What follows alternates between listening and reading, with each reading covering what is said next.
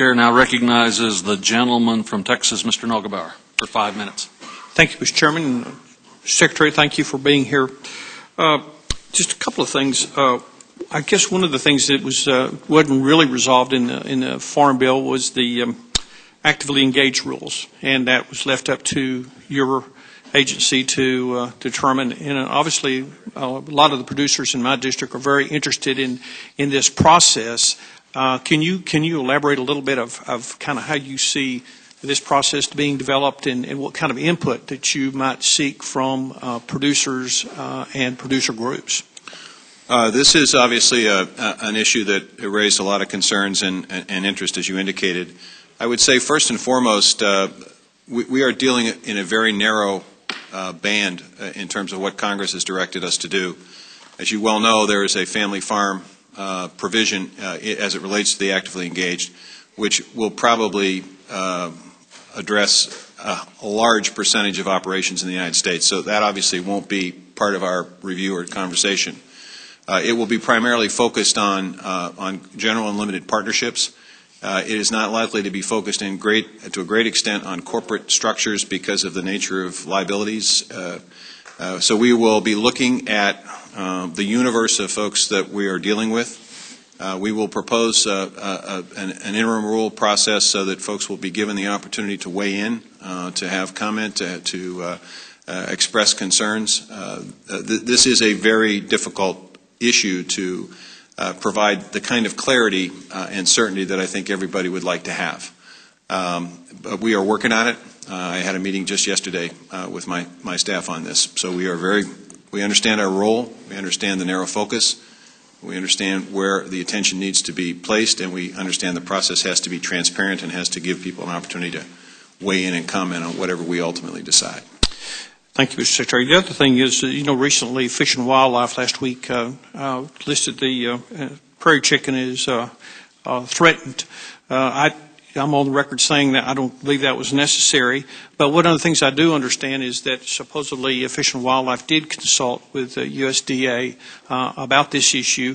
And what I was wondering is, did they ask or did you furnish them any information that would lead them to have information of the economic impact of listing this species and the hardship or burden that it might place on producers?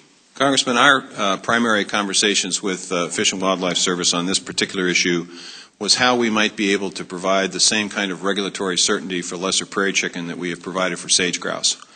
So we have been able to enter into an arrangement with Fish and Wildlife for the benefit of landowners and producers in which we lay out specific conservation practices that if farmers pursuant to NRCS, working with NRCS, adopt these conservation practices, then they don't have to worry about incidental takings relative to conservation practices or relative to their operation. This will for a period of 30 years. So our focus has been primarily on trying to figure out ways in which we can mitigate the impact on farming operations. I'll have to check with my staff as to whether or not economic information was provided, but I know that I did direct the staff to look at ways in which we could create more regulatory certainty for folks who may be impacted by this decision. Thank you. Now, I would appreciate it if you would follow up about the economic, which kind of leads me to the next question on cool. One of the things that I think was a part of the Farm Bill was that I think within 180 days of enactment that the agency would furnish a study of the economic impact on cool, and I can tell you firsthand it's had an economic impact on my district, and it hasn't been in a positive way. For example, they closed a packing plant, Cargill did, in Plainview, Texas, cost 2,000 jobs.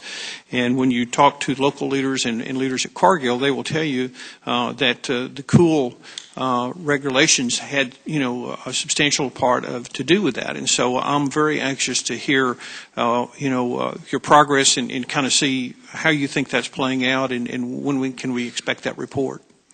Well, the report will be furnished in a timely way. We obviously are in a situation where Congress has directed us pursuant to statute to establish a labeling responsibility. The WTO has given us direction and guidance as to what those labels require. We're obviously in a current litigated situation, if you want to call it that, with Canada and Mexico. We anticipate and expect some indication of what the WTO panel is considering sometime in the June and July time period of this year. One last question. With the new farm bill and a fairly different farm bill, a new safety net, a lot of different moving parts, a lot of choices, which is a good thing. One of the things that concern me a little bit is in the President's budget, we're seeing that proposing closing more FSA offices, and I'm wondering about, in a time where we need to be educating our producers, new programs, new procedures, does that make sense? Well, first of all, Congressman, we are not anticipating expecting the closure of any offices in 2014. So the current state and system will stay in place.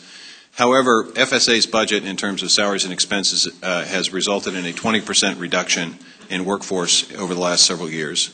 Technology is going to change the way in which work is being done at FSA offices. We know that we have roughly 130 to 140 offices that either have no full-time employee working at them or have a single full-time employee working at them. We believe that there is an opportunity for us to take this year and look at where the work actually is being done and essentially reorganize and restructure the FSA system so that the people are where the work is and create basically a three-tiered system with central offices with supervisory personnel and more than 3 employees, branch offices with 3 employees but no supervisory personnel, satellite offices where people will be able to obtain by appointment an opportunity to meet face-to-face.